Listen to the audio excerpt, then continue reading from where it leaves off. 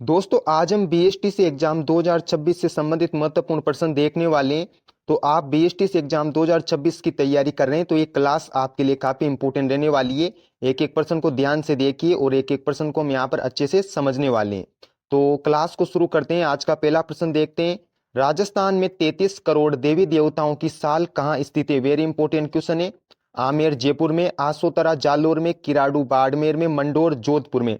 तो राजस्थान में जो 33 करोड़ देवी देवताओं की साल है मंडोर जोधपुर में स्थित है। यहाँ पर प्राकृतिक चट्टानों से देवी देवताओं की मूर्तियां बनाई गई है।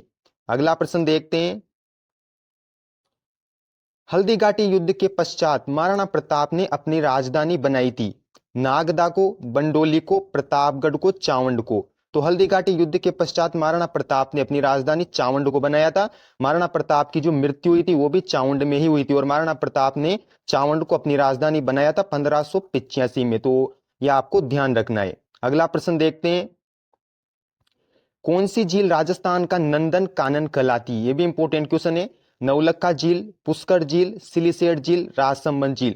तो राजस्थान का जो नंदन कानन है सिलिसेट झील को कहा जाता है और अलवर जिले में यहाँ पर स्थित है और इसका निर्माण विनय सिंह ने करवाया था। अगला प्रश्न देखते हैं। राजस्थान राज्य अभिलेखागार कहाँ स्थित है? जयपुर में, अलवर में, बीकानेर में, भरतपुर में। तो जो राजस्थान राज्य अभिलेखागार है बीकानेर जिले में स्थित है। इसकी जो स्थापना हुई थी वो 1955 ईस्वी में हुई थी। तो ये भी आपको याद रखना है। अगला प्रश्न देखते हैं। चित्तौड़गढ़ में त्रिभुवन नारायण का मंदिर बनवाया था? महाराणा रतन सिंह ने, महाराणा कुंभा ने, राजा भोज ने, इनमें से कोई नहीं। तो जो त्रिभुवन नारायण का मंदिर था ये राजा भोज ने बनवाया था, लेकिन जो इसका जीर्णोद्धार था वो महाराजा मोकल ने करवाया था, इसलिए इसे मोकल का मंदिर भी कहा जाता है। अगला प्रश्न देखते हैं। निम्न में से प्लेग रक्षक देवता के रूप में प्रसिद्ध है? इंपोर्टेंट क्वेश्चन है। गोगा जी, तेजा जी, रामदेव जी, पापू जी। तो जो प्लेग रक्षक देवता है वो पापू जी को कहा जाता है। साथ ही इनको ऊंटों का देवता भी कहा जाता है। लक्ष्मण जी का अवतार भी इनको माना जाता है। अगला प्रश्न देखते हैं। राजस्थान में काले हिरणों के लिए प्रसिद्ध अभ्यारण्य है? केवलादेव राष्ट्रीय उद्यान, राष्ट्रीय मरु उद्यान, तालछापर अभ्यारण्य, इनमें से कोई नहीं। तो यहाँ पर जो तालछापर अभ्यारण्य ये काले हिरणों के लिए प्रसिद्ध है। ऑप्शन नंबर 3 यहाँ पर इस क्वेश्चन का सही आंसर हो जाएगा। अगला प्रश्न देखते हैं। झेला और झमेला शरीर के किस भाग के आभूषण है? कान के, सिर के, पैर के, हाथ के। तो जो झेला और झमेला है यहाँ पर कान के आभूषण है। ऑप्शन नंबर 1 क्वेश्चन का सही आंसर हो जाएगा। अगला प्रश्न देखते हैं।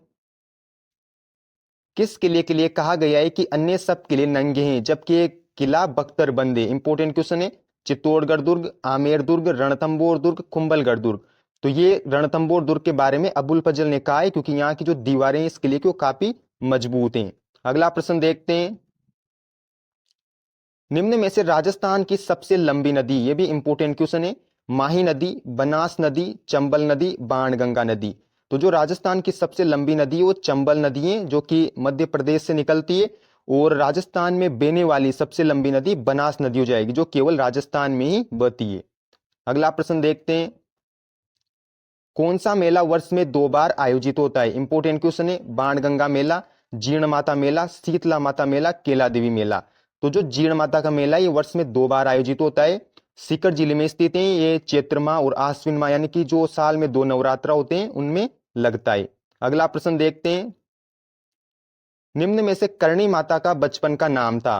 कर्णो, देवल, रिद्धिबाई, मायाबाई। तो जो करणी माता का बचपन का नाम था वो रिद्धिबाई था। इनको करणी इसलिए कहा गया क्योंकि ये चमत्कारी देवी थी, चमत्कार यहाँ पर दिखाती थी, तो करणी इनको इसलिए कहा गया है। अगला प्रश्न देखते हैं। गीदड़ नृत्य राजस्थान के किस क्षेत्र का लोक नृत्य है? मारवाड़, मेवाड़, शेखावटी, हाड़ौती। तो जो गीदड़ नृत्य है शेखावटी क्षेत्र का लोक नृत्य है। होली के अवसर पर यह पुरुषों के द्वारा किया जाता है। अगला प्रश्न देखते हैं। बिना पति के अकेली सती होने वाली देवी थी? काफी इंपोर्टेंट क्वेश्चन है। रानी सती, गेवर माता, विरमा देवी, भदाना माता। तो जो बिना पति के अकेली सती होने वाली देवी थी वो गेवर माता थी। ये गुर्जर जाति की थी। जब राजसमंद झील का निर्माण चल रहा था तो उसके निर्माण में बार बार बाधाएं आ रही थी। तो काशी के पंडितों द्वारा बताया गया कि किसी देवी को यहाँ पर सती होना होगा तभी इसका निर्माण अच्छे से हो पाएगा। तो गेवर माता यहाँ पर अपनी स्वेच्छा से सती हुई थी। तो ऑप्शन नंबर 2 इस क्वेश्चन का सही आंसर हो जाएगा। अगला प्रश्न देखते हैं, निम्न में से कौन सा पशु मेला भरतपुर में आयोजित होता है? बलदेव पशु मेला, रामदेव पशु मेला, जसवंत पशु मेला, तेजाजी पशु मेला। तो जो जसवंत पशु मेला ये भरतपुर जिले में आयोजित होता है प्रतिवर्ष आश्विन माह में। अगला प्रश्न देखते हैं, वह किला जिसमें एक जैसे 9 महल, आमेर किला, जूनागढ़ किला, नाहरगढ़ किला, सोनार किला। तो यहाँ पर एक जैसे 9 महल नाहरगढ़ किले में, ये जयपुर जिले में स्थित है और इसका जो निर्माण था सवाई माधो सिंह ने अपनी 9 रानियों के लिए करवाया था। अगला प्रश्न देखते हैं, राजस्थान का खजुराहो निम्न में से किसे कहा जाता है? दिलवाड़ा मंदिर, रणछोड़ राय मंदिर, किराड़ू मंदिर, भंडदेवरा मंदिर।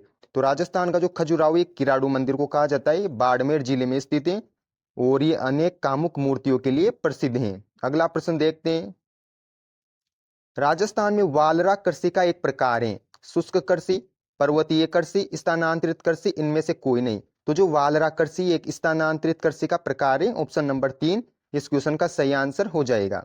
अगला प्रश्न देखते हैं,